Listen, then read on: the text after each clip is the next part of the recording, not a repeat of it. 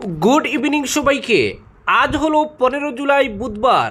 আজকের সন্ধ্যার বিশেষ বিশেষ খবর হলো নিম্ন আসামে হিন্দু বাঙালিদের ফের বিদেশি নোটিশ, সহায়তার আশ্বাস মুখ্যমন্ত্রীর। উদালগুড়ির নোটিশপ্রাপ্তদের নিয়ে মুখ্যমন্ত্রীর কাছে কৃষ্ণেন্দু। বিজেপি সরকার হিন্দু বাঙালিদের বিদেশি বলে গণ্য না করলেও বিদেশি ট্রাইব্যুনালের বিচার প্রক্রিয়া এখনও পিছু ছাড়েনি তাদের। বিদেশি ট্রাইব্যুনাল থেকে এখনও নোটিশ আসছে প্রচুর হিন্দু বাঙালি লোকের নামে। উদালগুড়ি জেলার এমনই নোটিশপ্রাপ্ত কয়েকজন হিন্দু বাঙালি মঙ্গলবার মুখ্যমন্ত্রীর দ্বারস্থ হন। জনস্বাস্থ্য ও কারিগরি মন্ত্রী কৃষ্ণেন্দু পাল তাদের মুখ্যমন্ত্রীর কাছে নিয়ে যান। জানা গেছে মুখ্যমন্ত্রী তাদের যাবতীয় সহায়তার আশ্বাস দিয়েছেন। সংশোধিত নাগরিকত্ব আইনের অধীনে আসামের হিন্দু বাঙালিদের সুরক্ষিত করা হয়েছে। তারপরও বিদেশি ট্রাইব্যুনাল থেকে এখনও নোটিশ আসছে বিভিন্ন জেলার বাসিন্দা হিন্দু বাঙালিদের কাছে। বিশেষ করে উদালগুড়ি সহ নিম্ন আসামের বিভিন্ন জেলায় বিদেশি ট্রাইব্যুনাল থেকে ফের নোটিশ দেওয়া হচ্ছে। ফলে নিম্ন আসামের বিভিন্ন অঞ্চলের হিন্দু বাঙালিরা এখন আতঙ্কিত। অবশ্য নতুন মামলা নয়, কংগ্রেসের শাসনকালে সীমান্ত পুলিশের পক্ষ থেকে পাঠানো মামলায় এখন নোটিশ জারি করছে ট্রাইব্যুনাল। উদালগুড়ি জেলার মাঝবাট এলাকার এমনই নোটিশপ্রাপ্ত কয়েকজন হিন্দু বাঙালি এদিন মুখ্যমন্ত্রীর দ্বারস্থ হন। সঞ্জয় পাল, পিন্টু দেবনাথ, সুশান্ত দেব, পারুল বিশ্বাস, গণেশ বিশ্বাসদের মুখ্যমন্ত্রীর কাছে নিয়ে যান জনস্বাস্থ্য ও কারিগরি মন্ত্রী কৃষ্ণেন্দু পাল। বিধানসভার কার্যালয়ে তারা মুখ্যমন্ত্রীর সঙ্গে দেখা করেন। বিজনির বিধায়ক অরূপ কুমার দেও ছিলেন তাদের সঙ্গে। মুখ্যমন্ত্রীকে তারা জানান, বিদেশি ট্রাইব্যুনালের নোটিশ আসার পর থেকে তাদের রাতের ঘুম উবে গেছে, খাওয়া দাওয়া অবধি ভালো করে করতে পারছেন না। ট্রাইব্যুনালের নোটিশপ্রাপ্তরা মুখ্যমন্ত্রীকে জানান তারা সকলেই ভারতীয় নাগরিক, নাগরিকত্ব প্রমাণের যাবতীয় নথিপত্র রয়েছে তাদের, কিন্তু হতদরিদ্র বলে বিদেশি ট্রাইব্যুনালের বিচার প্রক্রিয়ায় অংশ নিতে পারেননি। তাই তাদের নোটিশ পাঠিয়েছে বিদেশি ট্রাইব্যুনাল। প্রত্যেকের বাবা ভাই সহ পরিবারের অন্যান্যদের নাম রয়েছে নাগরিক পঞ্জিতেও, ফলে কিছুতেই তারা বিদেশি হতে পারেন না। কিন্তু সময় মতো ট্রাইব্যুনালে হাজির হতে না পারলে একতরফাভাবে বিদেশি ঘোষণার আশঙ্কাও রয়েছে। আবার গরিব পরিবার বলে বিচার প্রক্রিয়ায় অংশ নেওয়াও কঠিন তাদের পক্ষে।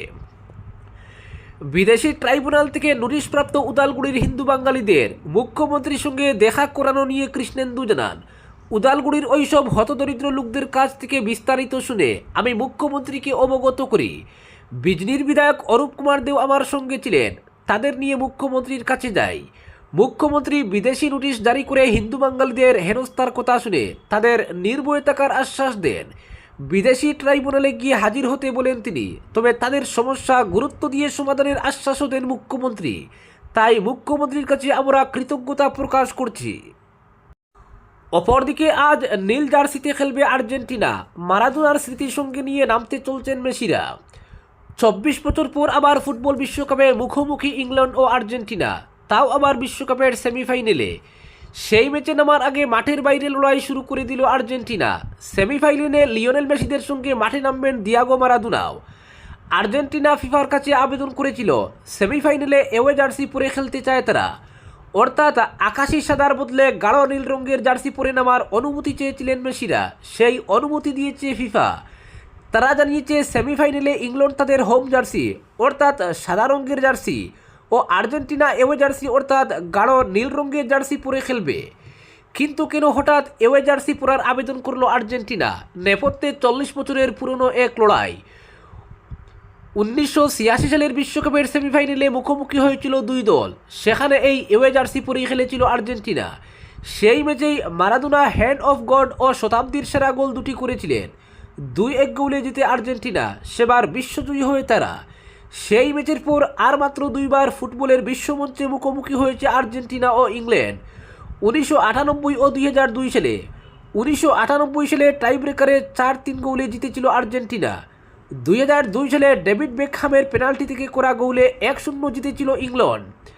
1998 সালে এওয়ে নীল জার্সি পরে খেলেছিল আর্জেন্টিনা, সেই ম্যাচও জিতেছিল তারা। কিন্তু 2002 সালে আকাশি সাদা জার্সি পরে খেলে হারতে হয়েছিল। তাই এবার 1986 সালের সেই এওয়ে জার্সি পরেই আবার নামতে চলেছে আর্জেন্টিনা। খেলা শুরুর আগে ইংল্যান্ডের উপর চাপ বাড়ানোর কাজ শুরু করেছে তারা। এবারের বিশ্বকাপে এর আগেও একটি ম্যাচে এওয়ে জার্সি পরে খেলতে নেমেছিল আর্জেন্টিনা। জর্ডানের বিরুদ্ধে সেই ম্যাচে 3-1 গোলে জিতেছিল তারা। বাকি 5টি ম্যাচ অবশ্য আকাশি সাদা জার্সি পরেই জিতেছে তারা, কিন্তু ইংল্যান্ড ম্যাচে মারাদোনার সেই স্মৃতির সঙ্গে নিয়ে নামতে চলেছেন লিওনেল মেসিরা। অপরদিকে কাটিগুড়া বিধানসভা এলাকায় ব্যাংকিং পরিষেবা সম্প্রসারণের লক্ষ্যে নতুন উদ্যোগ নিলেন বিধায়ক কমলাক্ষ দেব পুরকায়স্থ। কাটিগুড়ার চৌরঙ্গি বাজারে স্টেট ব্যাংক অফ ইন্ডিয়ার একটি পূর্ণাঙ্গ শাখা এবং উত্তর কাটিগুড়ার বিহাড়া বাজারে একটি এটিএম কেন্দ্র স্থাপনের দাবিতে তিনি মুখ্যমন্ত্রী হিমন্ত বিশ্ব শর্মার হস্তক্ষেপ কামনা করেন। বিধায়কের দাবি, কাটিগুড়া এলাকার সাধারণ গ্রাহক, ব্যবসায়ী, কৃষক, পেনশনভোগী এবং ছাত্রছাত্রীদের প্রয়োজনীয় ব্যাংকিং পরিষেবার জন্য বর্তমানে বদরপুর বা শিলচরে যেতে হয়, ফলে সময় ও অর্থ উভয় ক্ষেত্রেই ভোগান্তির শিকার হচ্ছেন স্থানীয় মানুষ। এই পরিস্থিতির কথা মুখ্যমন্ত্রীর কাছে তুলে ধরে এলাকায় একটি রাষ্ট্রায়ত্ত ব্যাংকের শাখা ও এটিএম স্থাপনের প্রয়োজনীয়তার কথা জানান তিনি। বিধায়কের আবেদনের পরিপ্রেক্ষিতে মুখ্যমন্ত্রী স্টেট ব্যাংক অফ ইন্ডিয়ার গুয়াহাটি সার্কেলের চিফ জেনারেল ম্যানেজার অতুল রাঠির উদ্দেশ্যে একটি সুপারিশপত্র পাঠান। মঙ্গলবার সেই সুপারিশপত্র নিয়ে দিশপুরে স্টেট ব্যাংকের আঞ্চলিক কার্যালয়ে গিয়ে চিফ জেনারেল ম্যানেজারের হাতে তা তুলে দেন বিধায়ক কমলাক্ষ দেব পুরকায়স্থ। বিধায়কের ঘনিষ্ঠ সূত্রের দাবি, বিষয়টি ইতিবাচকভাবে বিবেচনা করা হবে বলে আশ্বাস দিয়েছেন চিফ জেনারেল ম্যানেজার। সব দিক পর্যালোচনার পর চৌরঙ্গি বাজারে স্টেট ব্যাংকের শাখা এবং বিহাড়া বাজারে এটিএম কেন্দ্র স্থাপনের বিষয়ে প্রয়োজনীয় পদক্ষেপ নেওয়া হতে পারে বলে আশা প্রকাশ করা হয়েছে। অপরদিকে হাইলাকান্দি পৌরসভার স্থানীয় সব ব্যবসায়িক প্রতিষ্ঠানকে আগামী 21 জুলাইয়ের মধ্যে তাদের ট্রেড লাইসেন্স নবীকরণ করতে এবং সমস্ত বকেয়া পাওনা পরিশোধ করার জন্য একটি জরুরি গণবিজ্ঞপ্তি জারি করেছে।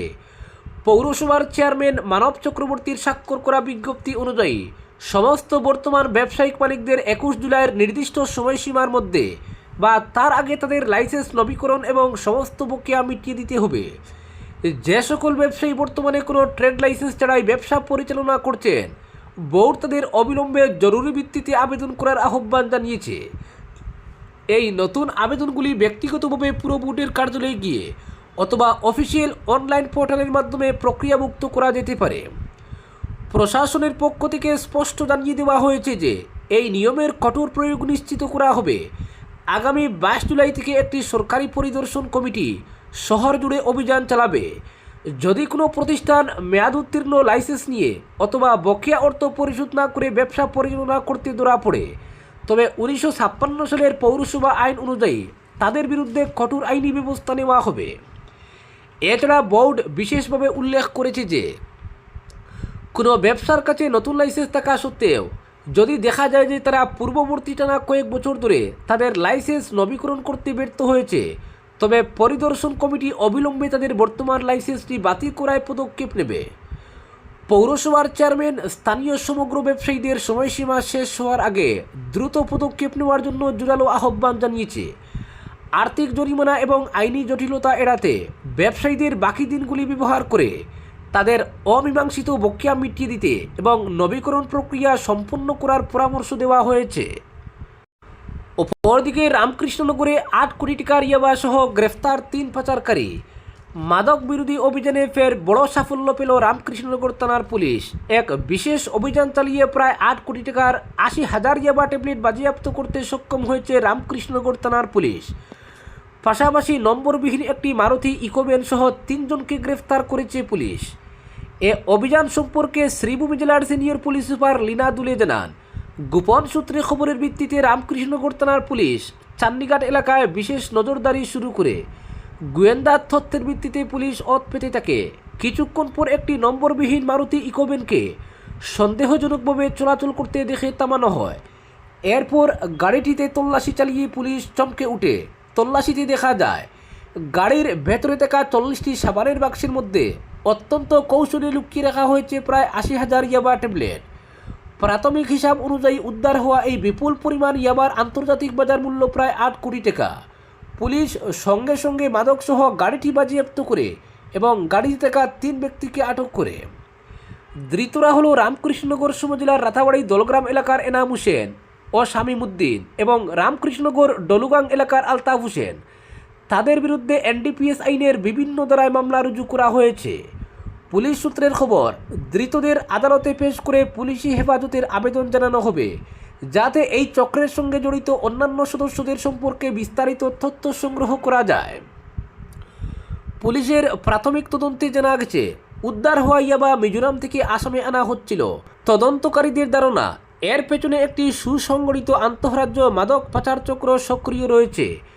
ধৃতদের জিজ্ঞাসাবাদের মাধ্যমে চক্রের মূল হুতা, সরবরাহকারী, সম্ভাব্য গন্তব্য, আর্থিক লেনদেন এবং এই চক্রের সঙ্গে জড়িত অন্যান্য সদস্যদের পরিচয় জানার চেষ্টা চলছে। এই অভিযানের নেতৃত্ব দেন শ্রীভূমি জেলার ডিএসপি মানস প্রতিম চৌধুরী এবং রামকৃষ্ণনগরের সিডিএসপি আনশুল শর্মা।